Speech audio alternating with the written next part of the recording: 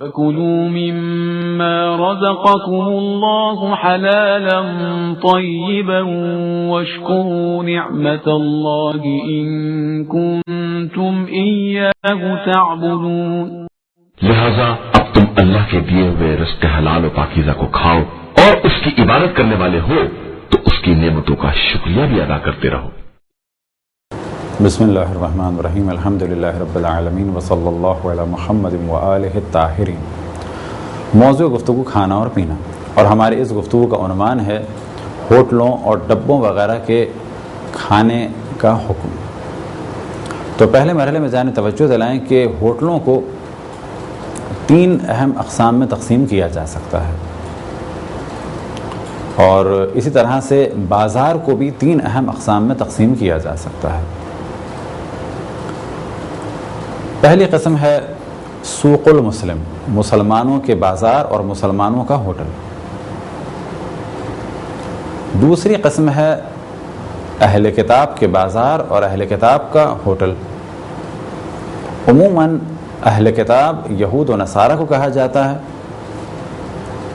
اور کچھ مراجع عظام جیسے کہ آج کل کے دور میں آغا سیستانی بھی آغا خامنائی بھی مجوس یعنی پارسیوں کو بھی اہل کتاب مانتے ہیں۔ بس پہلی قسم ہے مسلمانوں کا بازار اور مسلمانوں کا ہوٹل، دوسری قسم ہے اہل کتاب کا بازار اور اہل کتاب کے ہوٹلز، اور تیسری قسم ہے غیر اہل کتاب کے بازار اور غیر اہل کتاب کے ہوٹلز۔ تو پہلے مرحلے میں ڈسکس کرتے ہیں مسلمانوں کا بازار اور مسلمانوں کے ہوٹلز۔ مسلمانوں کے بازار میں جو کچھ بھی ہے، یعنی چاہے وہ گوشت ہو اور چاہے وہ کوئی اور چیز ہو، گھی وغیرہ، یہ سب کے سب جائز ہیں۔ سوق المسلم یعنی مسلمانوں کی مارکیٹنگ۔ اب اگر آپ کسی مسلمان ملک میں ہیں تو وہاں پر آپ پر لازم نہیں ہے کہ آپ یہ تحقیق کریں کہ یہ گوشت شرعی طریقے سے ذبح ہوا ہے یا نہیں ہوا ہے۔ تو گوشت کے بارے میں لازم ہے کہ یہ جانا جائے کہ شرعی طریقے سے ذبح ہوا یا نہیں ہوا، لیکن اگر مسلمان کے بازار میں ہے، ایک مسلمان بیچنے والا ہے، اور ہمیں یقین یا احتمال ہے کہ اسے شرعی طریقے سے ذبح کیا گیا ہے جیسے پاکستان وغیرہ میں، تو اس گوشت کو خریدنا جائز ہے اور استعمال جائز ہے، چاہے اس گوشت کو بیچنے والا کسی بھی مسلمان فرقے کا کیوں نہ ہو۔ اسی طرح سے مسلمان مارکیٹ میں یا مسلمان ملک میں یا مسلمان شہر میں گھی، تیل اور اس قسم کی تمام چیزیں پاک مانی جائیں گی، ان کا خریدنا بھی جائز ہے اور استعمال بھی جائز ہے۔ باقی چیزیں سبزی وغیرہ جتنی بھی ہیں وہ تو بلا شک ہر مارکیٹ کی جائز مانی جائیں گی، چاہے وہ کسی بھی مارکیٹ کی ہوں، لیکن جب گفتگو کی جاتی ہے حرام حلال سے ریلیٹڈ تو اس میں اصل موضوع گوشت کا اور چربی کا یا گوشت سے بنی ہوئی چیزوں کے بارے میں سوال کیا جاتا ہے۔ تو یہ تو گفتگو تھی مارکیٹ سے ریلیٹڈ۔ اب مسلمان ممالک کے ہوٹلز میں بھی جب تک یقین نہ ہو جائے کہ یہ کھانا نجس ہے اس وقت تک وہ ہمارے لیے پاک ہے۔ بس مسلمان معاشرے کے ہوٹلز میں بھی اور ریسٹورنٹ وغیرہ میں بھی جو کچھ ملے وہ سب پاک مانا جائے گا اور اس کا کھانا جائز ہے اس وقت تک کہ جب تک اس کے نجس ہونے کا یقین نہ ہو جائے۔ اگر یقین ہو جائے کسی کھانے کے نجس ہونے کا تو وہ گھر کا کھانا بھی نجس اگر ہو تو اس کا کھانا حرام ہے۔ اگلے مرحلے میں گفتگو کرتے ہیں اہل کتاب کے بازار اور ہوٹلز۔ اہل کتاب کے بازار کی ہر چیز پاک ہے سوائے گوشت کے، کیونکہ گوشت کے بارے میں یہ حکم ہے کہ جب تک اس کے شرعی طریقے سے ذبح ہونے کا یقین نہ ہو جائے تو گوشت کو یا گوشت سے بنی ہوئی کسی بھی چیز کو استعمال کرنا جائز نہیں ہے۔ ایک تصور جو عام طور پہ برادران اہل سنت میں بہت زیادہ ہے کہ یہودی ذبح کرتے ہیں اور ان کا گوشت کھانا، ان کے ہاتھ کا گوشت کھانا جائز ہے، تو یہ تصور غلط ہے، کیونکہ ذبح کرنے میں ایک شرط یہ ہے کہ ذبح کرنے والا مسلمان ہو۔ وہ ذبح کرتے ہیں لیکن شرائط کے ساتھ ذبح نہیں کرتے۔ بس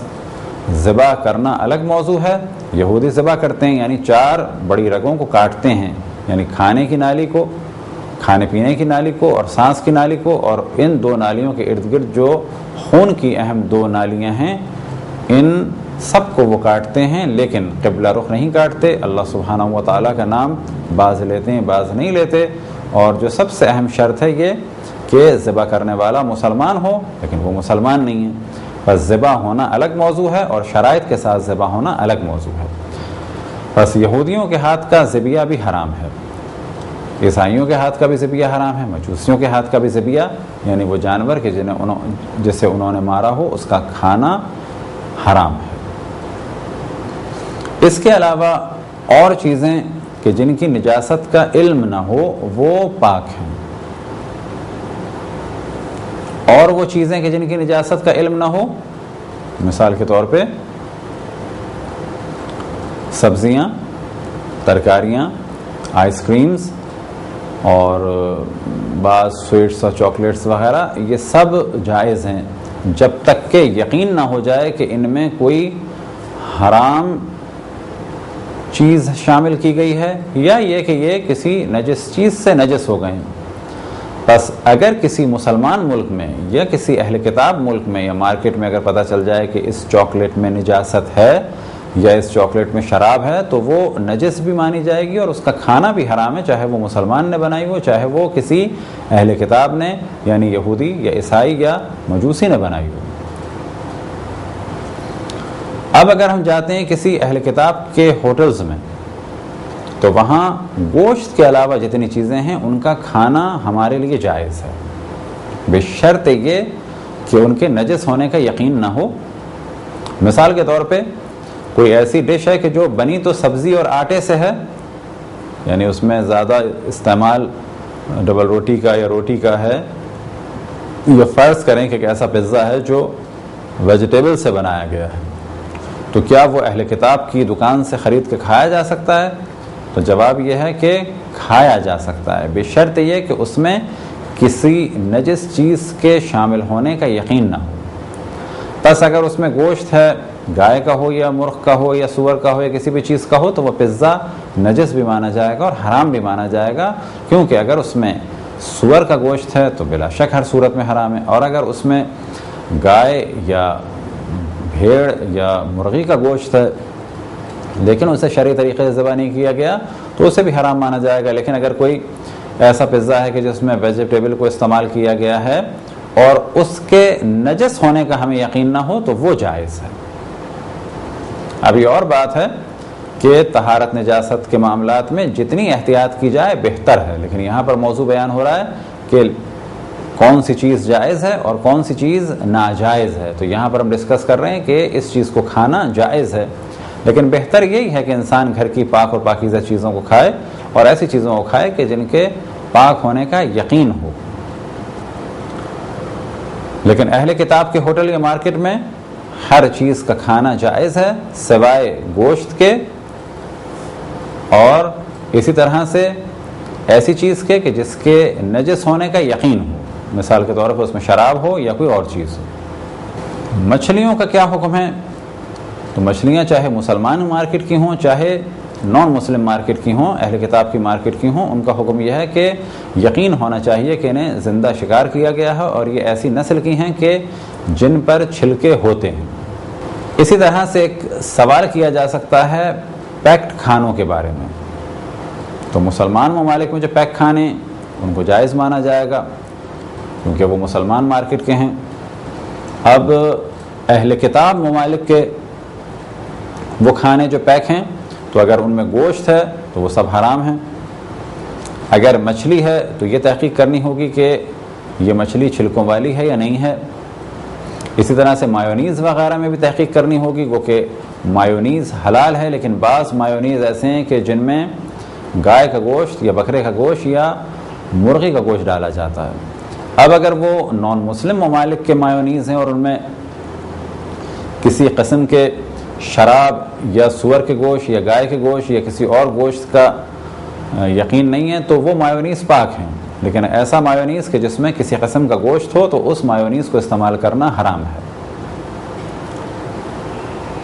اب تیسرے مرحلے میں ڈسکس کرتے ہیں مسلمانوں کے علاوہ اور عیسائی اور یہودیوں کے علاوہ جو باقی دیگر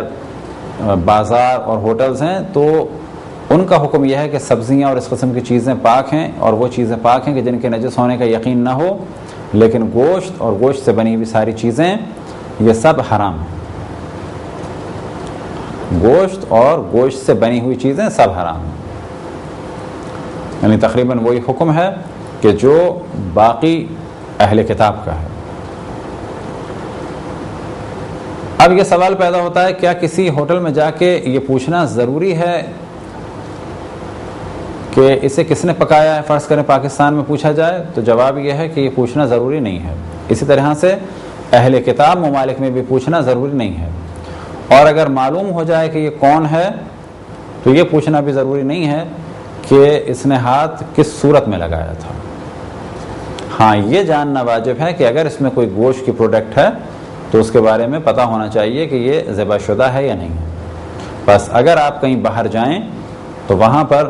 جتنی بھی ڈشز ہیں ویجیٹیرین ان کو استعمال کر سکتے ہیں، بشرط یہ کہ اس میں سور کے گوشت یا کسی قسم کے گوشت کا یقین نہ ہو، اسی طریقے سے اس میں کوئی سور کی چربی یا کوئی اور حرام چیز استعمال نہ ہوئی ہو، اسی طریقے سے اس میں شراب وغیرہ کا استعمال نہ ہوا ہو۔ اب ایک خاص موضوع کی جانب توجہ دلائیں کہ جسے دوران درس بعض دفعہ بیان کیا، وہ یہ کہ گوشت کے بارے میں یقین ہونا چاہیے کہ یہ حلال گوشت ہے، نمبر ایک، اور اگر حلال گوشت ہے تو اسے شرعی طریقے سے ذبح کیا گیا ہے، اور اگر مچھلی ہے تو یہ چھلکوں والی مچھلی ہے۔ لیکن باقی چیزوں کے بارے میں یقین ہونا چاہیے کہ یہ نجس ہے۔ بس اگر کہیں پر ایک ڈش گوشت کی رکھی ہے، ایک ڈش سبزی کی رکھی ہے، گوشت کی ڈش کے بارے میں صرف اتنا ہی جاننا کافی ہے حرام ہونے کے لیے کہ یہ گوشت کی بنی ہوئی ہے، اور ہمیں یقین نہیں ہے کہ اسے شرعی طریقے سے ذبح کیا گیا ہے یا نہیں کیا گیا۔ لیکن اگر گوشت کی ڈش مسلمان مارکیٹ میں ہے تو جائز ہے، اگر نان مسلم مارکیٹ میں ہے تو جائز نہیں ہے۔ لیکن سبزی وغیرہ یا کوئی اور اس قسم کی چیز ہے تو یہاں پہ یہ کہا جائے گا کہ ان کا کھانا پینا جائز ہے جب تک کہ نجس ہونے کا یقین نہ ہو جائے۔ بس یہاں پر گوشت کے علاوہ جتنی بھی چیزیں ہیں ان کے نجس ہونے کا یقین ہوگا تو وہ نجس ہوں گی، اور گوشت میں جب تک حلال گوشت اور ذبح کا یقین نہ ہو جائے تو اس وقت تک وہ پاک بھی نہیں مانی جائیں گی، اور اسی طریقے سے ان کا کھانا بھی حلال نہیں ہوگا۔ احتیاط یہ ہے کہ حتیٰ اگر احتمال بھی دیا جائے تو بھی اسے نجس سمجھا جائے۔ بس ایسے ممالک میں جہاں پر ذبیحہ کا یقین نہ ہو تو ہر طرح کے گوشت سے بچنا بہتر ہے۔ یہ تھی ایک مختصر سی گفتگو حرام اور حلال کھانوں کے بارے میں مارکیٹ وغیرہ کے اعتبار سے اور ہوٹلز کے اعتبار سے۔ خداوند تبارک و تعالیٰ سے دعا ہے کہ بحق محمد و آل محمد ہمیں اپنے رسول اپنی حجتوں خصوصاً امام زمان علیہ الصلاۃ والسلام کی معرفت اور اطاعت کی توفیق عطا فرمائے۔ وصلی اللہ علی محمد و آلہ الطاہرین۔